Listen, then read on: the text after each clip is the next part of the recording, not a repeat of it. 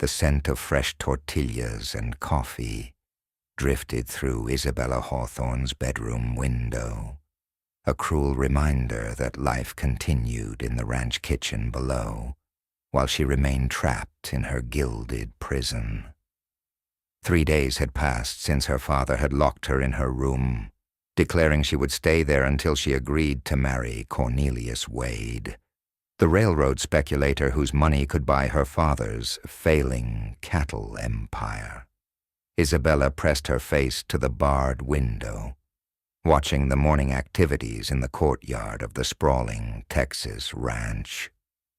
Cowboys prepared for another day working cattle, horses stamped and snorted in the corral, and smoke rose from the kitchen chimney where Miguel Santos was already preparing breakfast for 30 hands. Miguel, the quiet cook who'd worked for her family for 2 years, whose gentle manner and careful English had made him nearly invisible to her father's notice. Isabella had always found his presence comforting, unlike the other ranch hands who either ignored her or stared with uncomfortable intensity. Miguel treated her with respectful courtesy, as if she were a person rather than an ornament. "Isabella," her father's voice boomed from the hallway outside her locked door. "I trust you've had time to reconsider your foolish obstinacy." "I won't marry him, father," Isabella called back, her voice steady despite the fear churning in her stomach. "Cornelius Wade is a cruel man who sees women as property to be acquired. Wade is a railroad man with the capital to save this ranch and secure your future. Your romantic notions are a luxury we can no longer afford." Isabella had heard this argument for weeks. The Hawthorne Ranch was drowning in debt, and her marriage to Wade would bring the railroad contracts and financial backing needed to survive. But she'd also heard the servants' whispered stories about Wade's previous wife, who'd died under suspicious circumstances after only 2 years of marriage. "There has to be another way," Isabella pleaded. "There is no other way. You will marry Wade in 1 week, or you'll watch me lose everything your grandfather built." The sound of her father's boots retreated down the hallway, leaving Isabella alone with her desperation. She sank onto her bed, studying the room that had become her cell.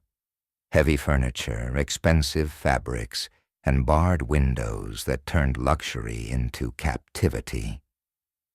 Her father had removed anything that could be used as a weapon or tool for escape, leaving her with nothing but time to contemplate her impossible situation. A soft knock on her window made Isabella look up in surprise.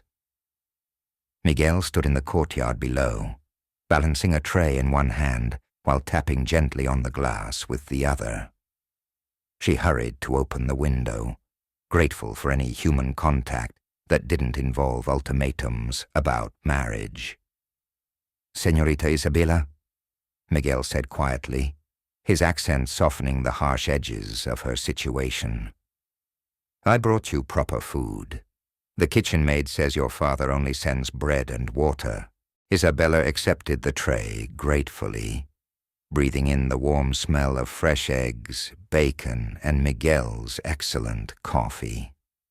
"You shouldn't risk this. If my father finds out you're helping me..." "Your father thinks the cook is too simple to cause trouble. Sometimes it is good to be underestimated." Miguel's dark eyes held intelligence that contradicted his reputation for quiet simplicity. "Señorita, may I ask, this marriage your father demands, is it truly so terrible?" Isabella studied Miguel's face, seeing genuine concern rather than idle curiosity. "Wade is a violent man who collects beautiful things to break them. His first wife died after falling downstairs twice in 1 year. Miguel's expression darkened. "And your father knows this?" "He knows and doesn't care. Wade's money is more important than my life." Miguel was quiet for a moment, glancing around the courtyard to ensure no one was watching their conversation. "Señorita, what if there was another choice? What if you didn't have to choose between marriage and your father's ranch?" "What do you mean?" "I mean that sometimes the best solution is to leave the problem behind entirely." Miguel's voice carried the weight of someone who'd faced similar impossible choices. "I have family in Mexico, people who would welcome a woman seeking refuge from a forced marriage." Isabella stared at him, hardly daring to believe what he was suggesting. "You're talking about running away. I'm talking about choosing freedom over captivity, about deciding that your life belongs to you, not to your father or his debts." The idea was terrifying and exhilarating in equal measure. Isabella had never been beyond the boundaries of her father's ranch without escort, had never made a major decision without approval. But the alternative was marriage to a man who would treat her worse than property. "How?" she whispered. "Leave that to me. But you must be certain, señorita. Once we leave this ranch, there will be no returning. Your father will disown you, and Wade will use his influence to ensure you're branded a fugitive." Isabella looked out at the ranch that had been her prison and her protection, then back at Miguel's earnest face. Here was a man offering her something her father never had, a choice. "When?" "Tomorrow night. There's a supply run to town that will give us cover for the first few miles. After that," Miguel shrugged. "After that, we trust in God and good horses." As Miguel disappeared back into the kitchen, Isabella felt something she hadn't experienced in months. Hope. Tomorrow night, she would discover whether freedom was worth the price they would undoubtedly have to pay for it. The next evening arrived with star-filled darkness that made the Texas landscape look infinite and dangerous. Isabella had spent the day pretending to consider her father's ultimatum while secretly preparing for a journey that would either lead to freedom or disaster. Miguel appeared at her window precisely at midnight, 2 horses saddled and waiting in the darkness beyond the courtyard. "Are you ready, señorita?" Isabella nodded, her heart hammering with fear and excitement. She'd packed only essentials, money hidden from her father, practical clothes, and a small pistol from his study. Miguel helped her climb down to the courtyard using a rope. They moved like ghosts through the ranch buildings, avoiding areas where night guards might spot them. "The horses are borrowed from your father's herd," Miguel whispered as they approached the animals. "He'll call them stolen when he discovers you're gone." They rode in silence for the first hour, putting distance between themselves and the ranch. The landscape rolled past in shades of silver and black under the star-filled sky. "Miguel," Isabella said as they paused to rest beside a creek, "why are you helping me? This will cost you everything." Miguel loosened his horse's girth, his voice thoughtful. 3 years ago, I worked for a ranch in Mexico. The owner's daughter was forced to marry a man who beat her until she couldn't walk. I watched it happen and did nothing. What happened to her? She died. And I swore I would never again stand by while a woman was forced into a marriage that would destroy her. The distant sound of hoofbeats reached them across the prairie. Many horses moving fast, coming from the direction of the ranch. "How long do we have?" Isabella asked. Miguel listened to the approaching riders. "Maybe 30 minutes. They're moving fast, but they don't know which direction we took." They rode hard through the night, following paths that existed more in Miguel's memory than any visible trail. He'd spent 2 years learning every creek, every canyon, every shortcut across the vast landscape. As dawn broke, They could see dust clouds on the horizon behind them. Multiple groups of riders spread out to cover all possible escape routes. There, Miguel pointed toward rock formations rising from the grassland. We rest the horses there and let them pass us by. From their hiding place, they could see her father's men. At least 20 riders split into 3 groups, methodically searching every possible hiding place. He's treating this like a military campaign, Isabella observed. Your father built his ranch by being thorough and ruthless. He won't stop until he finds us or confirms we've left his territory. They waited until the search parties had passed, then continued south toward the Mexican border. But with each mile, Isabella could feel the weight of pursuit growing heavier. What if we don't make it? Miguel met her eyes with steady calm. Then we face whatever comes together. But I think you're stronger than you know, Señorita Isabella. Strong enough to build a new life. The border was still 2 days away, and behind them the dust clouds continued to follow. The small Mexican village of San Esperanza appeared like a mirage in the desert heat. But as Miguel and Isabella approached, they could see that their pursuers had anticipated their destination. There, Isabella pointed toward the hill overlooking the village. Riders watching the main road. Miguel studied the distant figures. Wade's men. Your father must have telegraphed ahead, offered bounties for our capture. They dismounted in a grove of mesquite trees, their exhausted horses grateful for rest, while they considered their limited options.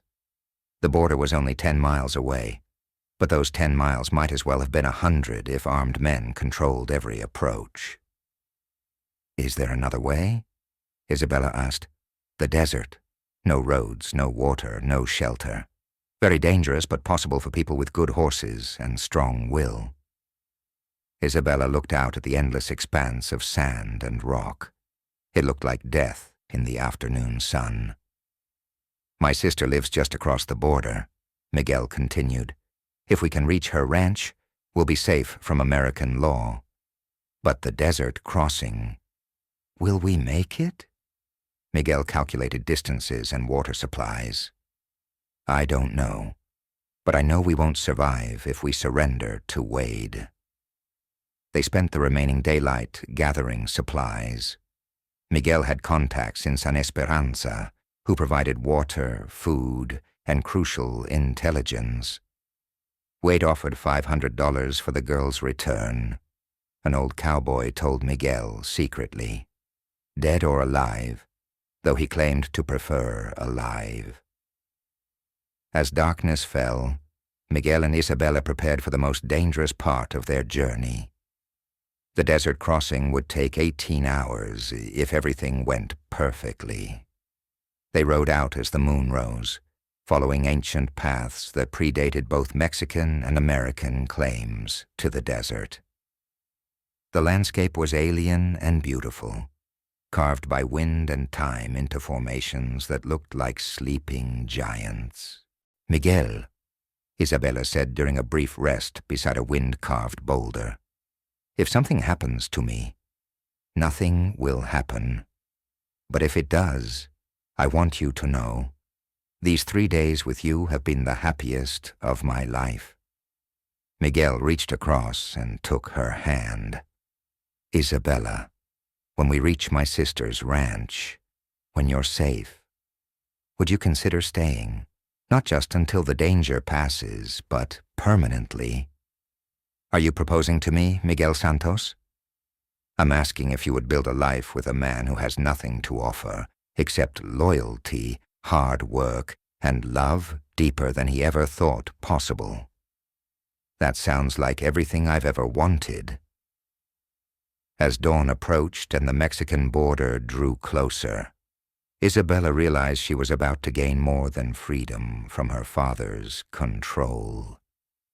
She was about to discover what it meant to choose love over duty. 10 miles from the border, they could see riders on the horizon. But ahead of them, smoke was rising from a small ranch house where Miguel's sister would be preparing breakfast, ready to welcome 2 travelers who had chosen love over everything else. The final miles to the border passed in exhaustion, hope, and constant fear. As they crested the last ridge before Miguel's sister's ranch, Isabella could see the modest adobe house nestled where a small stream provided life in the desert borderlands. But she could also see the dust cloud that had been following them. Riders moving with the determination of men who knew exactly where their quarry was headed. "How long?" Isabella asked, her voice hoarse from thirst. Miguel studied the approaching riders. 20 minutes, maybe less. Wade's men, and they're pushing their horses hard. They descended at a gallop, their tired horses finding reserves of strength as they sensed safety ahead. Miguel's sister, Elena, emerged from the house as they approached. "Miguel!" she called, then switched to English when she saw Isabella. "You made it. We've been watching for you since yesterday." "Elena, this is Isabella," Miguel said as they dismounted. "The woman I told you about." Elena embraced Isabella with family warmth. "Any woman brave enough to cross the desert with my stubborn brother is welcome in my home." "The riders," Isabella said urgently. "They're close behind us." Elena's expression hardened. "Let them come. This is Mexico, and my husband has 20 vaqueros who understand hospitality." Armed men emerged from various buildings around the ranch, not threatening but clearly prepared to defend their territory. The confrontation came within minutes. Wade himself led the pursuit party, his expensive clothes dust-covered and his face twisted with rage. Behind him rode Isabella's father and 8 hired gunmen. "Isabella," Hawthorne shouted across the ranch yard. "Enough of this foolishness. Come home and accept your responsibilities." "This is my choice, father," Isabella replied, standing beside Miguel. "I won't marry a man who sees me as property." Wade spurred his horse forward. "You belong to me, girl. Your father took my money, and I intend to collect what I paid for." "The lady belongs to herself," Miguel said quietly, stepping between Wade and Isabella. "And she's made her choice clear." Wade drew his weapon, but the sound of hammers being pulled back echoed across the ranch yard as Elena's vaqueros responded to the threat. Wade found himself facing 20 rifles. "Señor Wade," Elena called out, "you are in Mexico now. Your American money means nothing here." Hawthorne tried one final appeal. "Isabella, the ranch. Everything your grandfather built will be lost without this marriage." "Then let it be lost," Isabella replied. "I won't sacrifice my life to preserve your mistakes." "Then you'll have to do it from your side of the border," Elena's husband, Roberto, said as he emerged with a document. "Because as of this morning, Isabella Hawthorne Santos is a Mexican citizen, married to Miguel Santos under Mexican law." Isabella stared at Miguel in shock. "When did we—" "This morning, while you slept," Elena explained gently. "Miguel asked me to arrange it through our village priest. He wanted to ensure that no American court could claim jurisdiction." Miguel took Isabella's hand. "I should have asked first, but there wasn't time. If you don't wish to be truly married—" "Are you asking me again?" "I'm asking if you'll do me the honor of making this legal fiction into something real." Isabella looked around, at the vaqueros protecting her, at Elena's welcoming smile, at her father and Wade sitting their horses in impotent rage, and finally at Miguel's honest face. Yes, she said simply.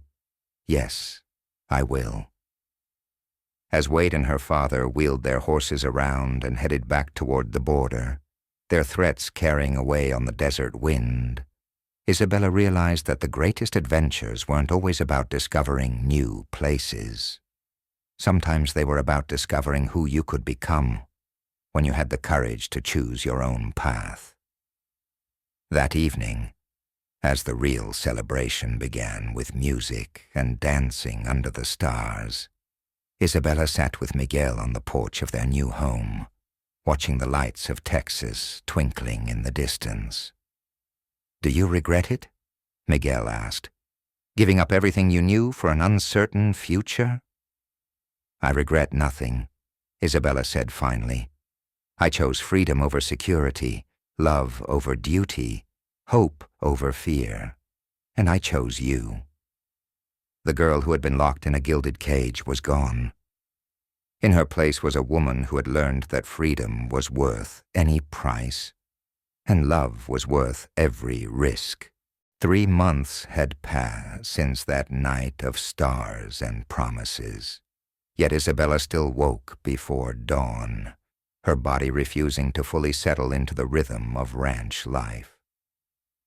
The desert mornings brought a peace she'd never known in Texas. No servants rushing about, no father's voice echoing through marble halls, no Wade's calculating eyes following her every move. "You're thinking too hard again," Miguel said, finding her on the porch with coffee grown cold in her hands. "The supply wagons should have arrived yesterday," Isabella replied, showing him Roberto's ledger. "If the cattle buyers from Guadalajara don't get their delivery on time, we'll lose the contract." Miguel sat beside her, studying the numbers. Over these months, Isabella had become the ranch's unofficial bookkeeper, her education in mathematics and economics finally finding purpose beyond managing household accounts for a future husband. "Elena says you're worried about more than cattle," Miguel said gently. Isabella closed the ledger. "I received a letter yesterday from my father's attorney." Miguel's hand stilled on hers. "What did it say?" "Wade's filed papers claiming our marriage is invalid. He says he's bringing a judge and federal marshals to retrieve stolen property."